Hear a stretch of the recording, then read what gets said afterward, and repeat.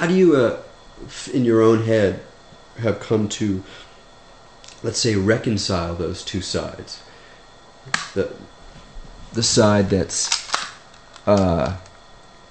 mystical or fascinated by these questions of the soul, or the things that are beyond reason and the intuition, and the way that you relate to reason, at least as it's it sort of expressed through a certain kind of skepticism and a certain kind of love of science.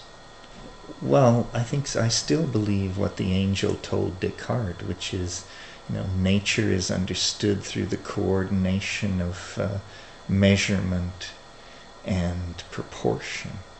So really, nature is the study of proportion and the making of measurement.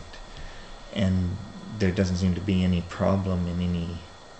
We have very powerful instruments for taking measurements, and very powerful instruments now for modeling and constraining the data, and we're making progress. I mean, I think, in terms of stuff like the internet, human longevity, recovery of energy sources, and all this sort of thing, that humanity is probably in great shape for the next 100 years, if anybody gives a shit. But that kind of time scale. So you're not as sort of overwhelmed with a kind of dystopian scenario, which is obviously an easy thing to do when contemplating the future? Yeah, I think that dystopian in the sense of losing control of primary processes inside civilization, and so having like disease, fascism, economic breakdown, problems like that. Yeah.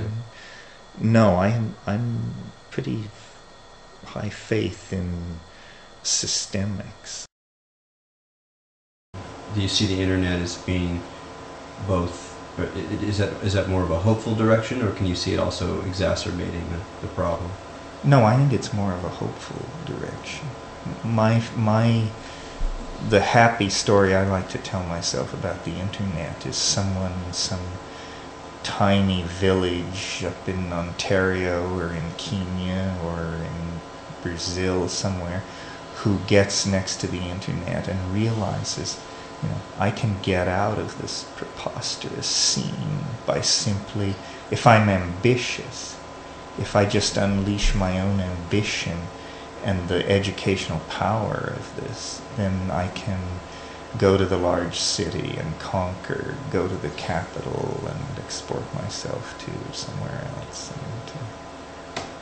And I assume this is happening because, you meet in the third world incredibly ambitious people who only by their circumstance are confined.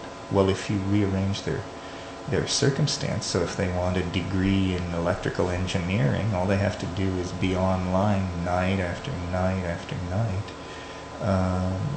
That's pretty exciting.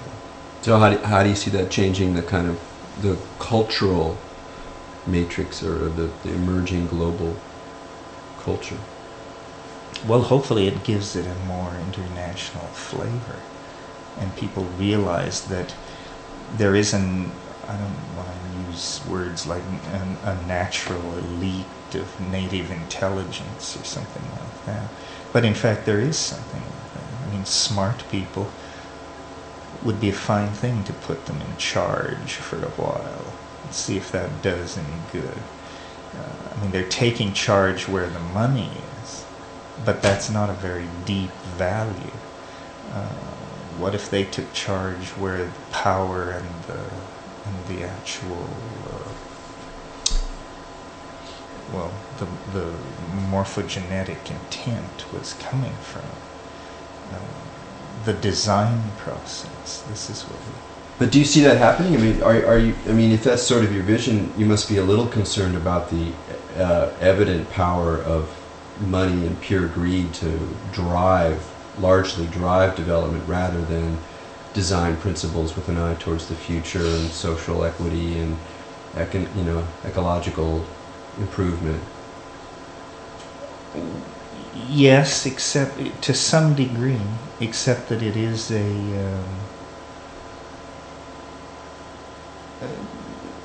people who, Mao said, or somebody said, to get rich is glorious. I'd say to get rich is modestly affirmable, something like that. There's no sin in getting rich, as long as what you're doing is not, making people into lampshades or something like that. It's better than a collectivist goal of some sort, it seems to me. How do you feel about that conjunction of media manipulation, money, and celebrity that's so dominant now? Well, you have to have something to sell. You have to have something people actually want. I mean, if you're selling the Rolling Stones, or you're selling Charles Manson, or you're selling something like that, you might get somewhere. But inherently, you can't sell that which is eternal, or it becomes, it turns against itself. So, and that's what defeated fascism. Nobody wanted it. It was ugly, ultimately.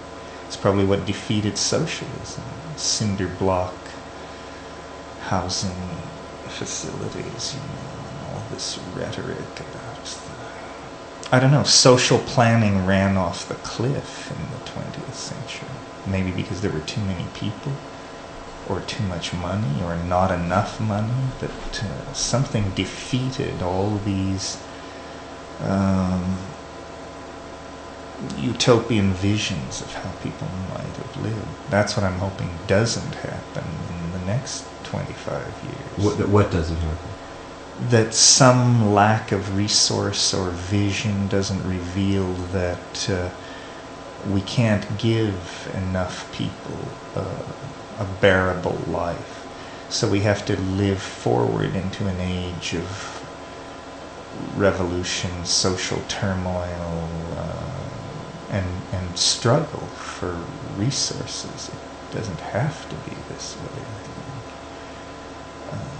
Do you see it going in that direction?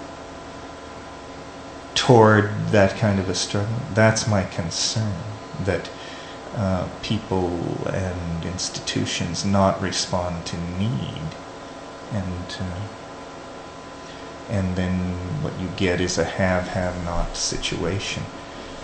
I mean, you wouldn't want the first half of the 21st century to look like the first half of the 20th century, with the equivalent of a Bolshevik dialogue, the equivalent of whatever soft leftism turned out to mean and be, because it turned out to mean and be not bloody much, as far as I can tell. I mean, there was a lot of labor unrest, some amelioration of some people's